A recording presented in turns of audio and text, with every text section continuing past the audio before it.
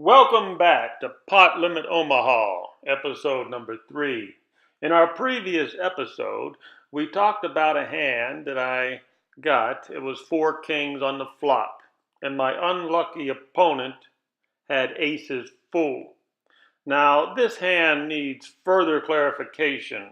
It needs a more in-depth conversation. Many people are confused about Pot Limit Omaha. They don't know the correct odds.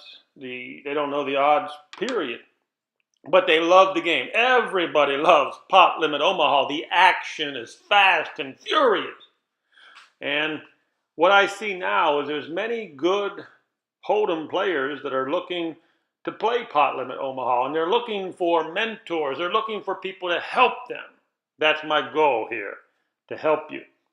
We're going to be going over the odds of just how could this happen? How often does it happen? And should you be scared when you flop your full house? Should you have an irrational fear of running into quads? Why don't we hit that fear first? Because in poker, one of the number one problems in poker is fear. You have fear sometimes when you don't have confidence. The more confidence you get, the less the fear is. In a future episode, I'll probably go over the term TOT. Now, many people don't know the term TOT. It means everything in poker. Everything. TOT, of course, is time on table. That's how you get good at any game in poker.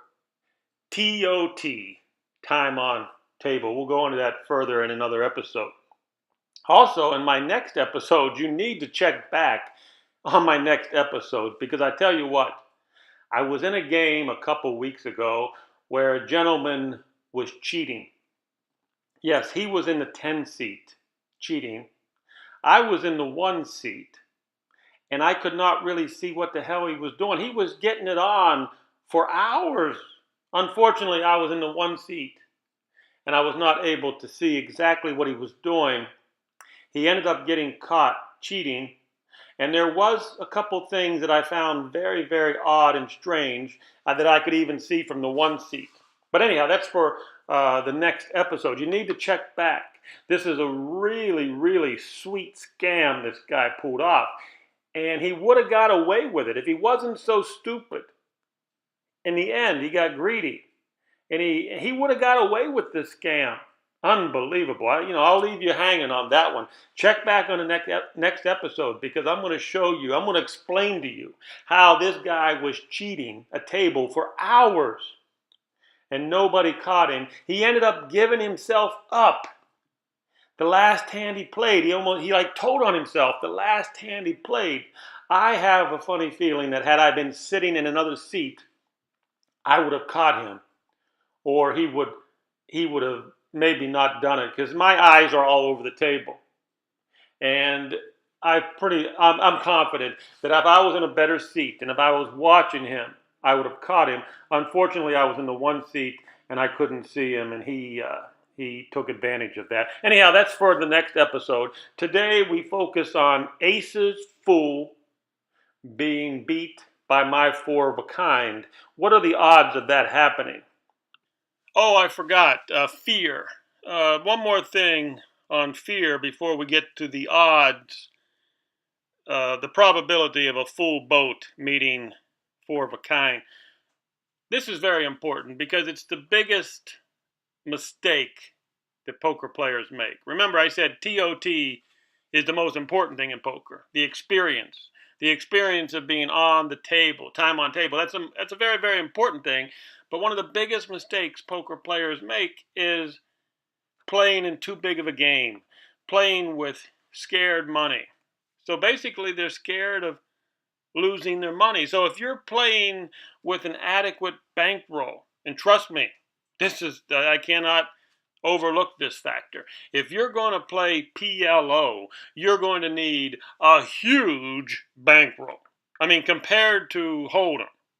I'm not going to go into any numbers exactly, but you're going to need a really, really big bankroll where if you're sitting at the table Say you buy in, you got 500 to 1,000, you're sitting there, and you flop aces full, and you get beat with 4 kings, and you lose your 500 or you lose your 1,000, you got to be okay with that. It's got to like swatting a fly. I mean, it cannot bother you.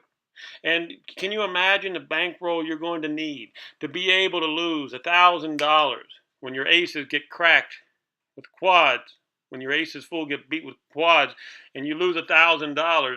And the most important thing is when that happens, get up and walk away. Seriously. Number one thing, I mean, I've been playing this game for many, many years, and my big mistake when I was younger, my aces would get cracked, and I would stick around, and the day would end badly. Your aces get cracked, walk away. It's not your day. It's even worse. You flop your aces full and get cracked. Walk away. There'll be tomorrow, and then that money you lost, it won't affect you if your bankroll is big enough. Tomorrow will be a better day. Trust me. So anyhow, fear. You can eliminate fear by having an adequate bankroll. Now let's get to the probabilities of getting quads. So, obviously, getting quads in PLO is easier than Holdem.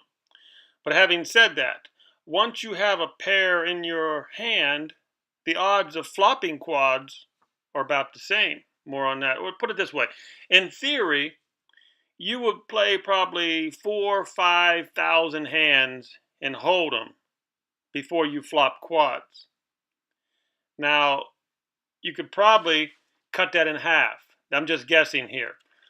I'm not a mathematical genius, but in theory, if you play 4,000 or 5,000 hands and you can flop quads and Holdem, you cut that in half. Probably every 2,000 or 3,000 hands, you're going to flop quads in Omaha. But once you have pocket pair in your hand, once you have the pocket pair in your hand, then the odds, of course, they change. Okay? So I'll try to get through that. I know it's a little mathematics is a little complicated for people. Let me tell you this, okay? So you are 8 times better chance to get quads when you have a pocket pair in your hand than if you have non-pocket pair. That's self-explanatory, I think. Well, like I said, obviously getting quads in PLO is easier than Holdem because you can pick up a hand like this. Aces and kings double suited. But don't get too excited. You're not going to pick up that hand very often. And here's the kicker. You're not all that big of a favorite over some hands like 8, 9, 10, jack. So I'd say you sit in the bushes. You pick up aces and kings. Me personally, you sit in the bushes and you wait till you flop that ace and the king. And then you just trap them. Okay. But we're talking about the odds of flopping quads or even, going to the river with them. But this might be the hardest part for people to understand, so I'm going to make sure I get this down. Okay, remember, there are 2 different probabilities. There's a probability of hitting 4 of a kind before the dealer deals you the hand. Okay, so before the cards are even dealt out, like I said, the probability in Omaha that you're probably going to, flop 4 of a kind is somewhere around 2,000-3,000 to 1. Now, don't hold me to that. That's my ballpark figure. But let's get more specific. Once the dealer has dealt you the hand, once you are dealt your pocket kings, well, of course, the odds are going to change. So let's get right down to the nitty gritty. Say like you're in Holdem. You're holding a pair in your hand. It's about 400 to 1 that you're going to flop quads. And believe it or not, it's almost the same. It's just a hair off. The odds are just a hair off, but it's about the same with Omaha. If you have like one pair, like I had a pair of kings in my hand. I had a pair of kings in my hand. The odds that I was going to flop 4 kings were about 400 to 1. So people may be surprised by that. Now, okay, where it's different in Omaha, you have double pairs. You have aces and kings, and then you can double that. You can double your odds are better by 2 times. Of course, then if you're holding aces and kings, the chances of you hitting your 4 of a kind on the flop would be like 200 to 1. Let's see what we got here. So again, this is the odds for Holdem. If you're and this is where people get confused. You have to be holding a pocket pair.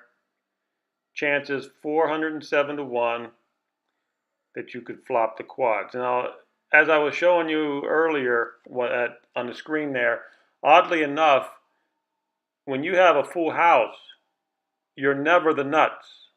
People think when you have a full house, that's the nuts. But the weird part is you're never the nuts. If there's a pair on the board and you have a full house, how weird do people need to think about? But as long as your bankroll is adequate, you're going to run into quads occasionally.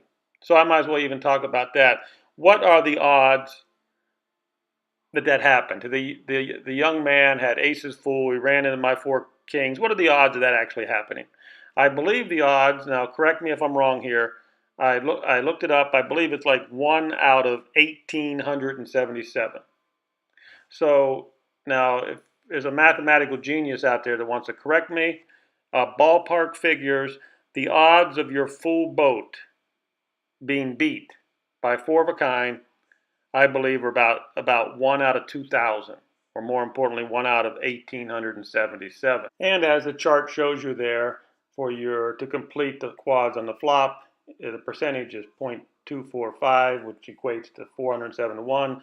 There's a percentage to complete on the turn, and there's the percentage to complete on the river. Good luck.